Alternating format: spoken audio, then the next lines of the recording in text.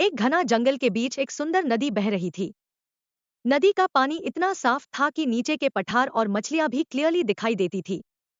जंगल के इस हसीन कोने में कई जानवर रहते थे, लेकिन इस कहानी के तीन खास कैरेक्टर्स हैं: एक चालक और फुर्ती वाला रैबिट, एक समझदार और शांत एलिफेंट, और एक शक्तिशाली और घमंडी शेर। एक दिन सुबह रैबिट अपने घोंसले के पास एक पेड़ के नीचे बैठा था। उसका मन नदी के पास जाने का हो रहा था क्योंकि वहां हमेशा शांति और सुकून मिलता था। रैबिट का नाम था चिंटू। चिंटू की आदत थी नए आइडियाज सोचने और नए एक्सपेरिमेंट्स करने की। उसने डिसाइड किया कि आज वो नदी के किनारे एक छोटी सी नाव बनाएगा। दूसरी तरफ एक बड़ा हाथी जिसका नाम मोटू था, नदी के पास पानी पीने आया था। मोटू अपनी ताकत के लिए पूरा जंगल में मशहूर था, लेकिन वो अपनी ताकत का मिसयूज कभी नहीं करता था। वो शांत स्वभाव का था और सबका दोस्त था। आज मोटू का मूड कुछ उदास था क्योंकि जंगल में बारिश नहीं हुई थी और उसकी पसंदीदा झील सूख गई थी। नदी के ठीक उस पार एक शेर अपने गुफा में सो रहा था। शेर का नाम था राजा, और वो अपने आप को जंगल का असली राजा समझता था। लेकिन आज राजा का दिन कुछ अलग होने वाला था। चिंटू अपने काम में लगा था जब उसकी नजर मोटू पर पड़ी। चिंटू ने सोचा, हाथी मोटू मुझे नाव बनाने में मदद कर सकता है। उसकी बड़ी सूंड और ताकत मेरे लिए यूजफुल होगी। चिंटू ने आवाज लगाई, अरे मोटू भाई, इधर आओ ना। मुझे एक काम में तुम्हारी मदद चाहिए। मोटू अपनी सूंड से पानी छिदकता हुआ चिंटू के पास आया। क्या बात है, चिंटू? तुम तो हमेशा नए नए काम करते हो। आज क्या प्लान है? चिंटू बोला, मैं एक नाव बना रहा हूं जो नदी के पार जा सके। तुम्हारी मदद से ये काम जल्दी हो जाएगा। मोटू हंसा और बोला, चिंटू, तुम्हारे आइडियाज हमेशा अजीब होते हैं, लेकिन चलो, मदद करता हूँ। दूसरी तरफ राजा शेर अपनी गुफा से निकलकर शिकार की तलाश में था। जब उसने देखा कि मोटू और चिंटू नदी के पास कुछ बना रहे हैं, तो उसका क्यूरियोसिटी बढ़ गया। लेकिन उसने अपने घमंड के कारण कुछ नहीं बोला। राजा सोचने लगा, ये छोटी छोटी चीजें मेयर काम की नहीं है। मैं तो जंगल का राजा हूँ। कुछ घंटों की मेहनत के बाद चिंटू और मोटू ने मिलकर एक सुंदर सी नाव बना ली। चिंटू ने खुशी से उछलते हुए बोला, अब मैं आईएससी टेस्ट करूंगा। मोटू बोला, टेस्ट से पहले हमें श्योर होना चाहिए कि ये सेफ है। इतने में राजा शेर वहां आ गया और गर्जने लगा, तुम लोग क्या कर रहे हो? जंगल में इतना शोर क्यों हो रहा है? चिंटू ने हंसाकर जवाब दिया, राजा भाई, हम नाव बना रहे हैं। क्या आप भी चलेंगे? राजा ने अपने घमंड में कहा, शेर को नाव में बैठने की जरूरत नहीं होती। मैं अपनी ताकत से नदी पार कर सकता हूँ।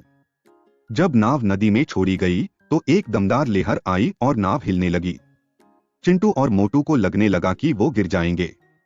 राजा ने देखा तो उसे समझ आया कि मुसीबत के समय घमंड का कोई फायदा नहीं। राजा ने अपनी ताकत से एक बड़ा पठार उठाया और नदी में दल दिया। इसे पानी की लहर कम हो गई। राजा बोला, अब तुम लोग सेफ हो। चिंटू बोला, राजा भाई, आपने तो आज टीम वर्क की असली ताकत दिखा दी। मोटू बोला, सही बात है। हम सब अगर एक साथ काम करें तो कोई भी मुसीबत आसान लगती है। इस इंसिडेंट के बाद राजा, मोटू और चिंटू अच्छे दोस्त बन गए। तीनों ने मिलकर जंगल को और सुंदर और सुरक्षित बनाने का प्लान बनाया। राजा अपना घमंड छोड़कर सबके लिए इंसाफ करने लगा। मोटू अपनी ताकत से जंगल के बचे हुए पानी को संभालने लगा और चिंटू अपने नए नए आइडियाज से सबको इंस्पायर करता रहा। दोस्ती की इस मिसाल ने जंगल के दूसरे जानवरों पर भी गहरा प्रभाव डाला। बंदर, हिरन और तोता जैसे छोटे जानवर भी एक दूसरे की मदद करने लगे। जंगल का माहौल अब पूरी तरह बदल चुका था। हर कोई एक दूसरे का सम्मान करता और मिलजुलाए कर काम करता था। चिंटू ने एक और आइडिया सोचा, जंगल में एक एनुअल मेला लगाया जाए जिसमें सब जानवर अपने स्किल्स और टैलेंट दिखाएं। मोटू और राजा ने इस आइडिया को सपोर्ट किया। मेला लगाने की तैयारियां शुरू हो गई। बंदर ने झूला लगाने का जिम्मा लिया, तोता ने गाना गाने का और हिरन ने रेस ऑर्गेनाइज करने का।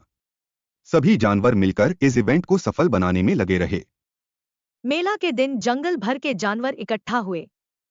हर तरफ खुशी और एक्साइटमेंट थी।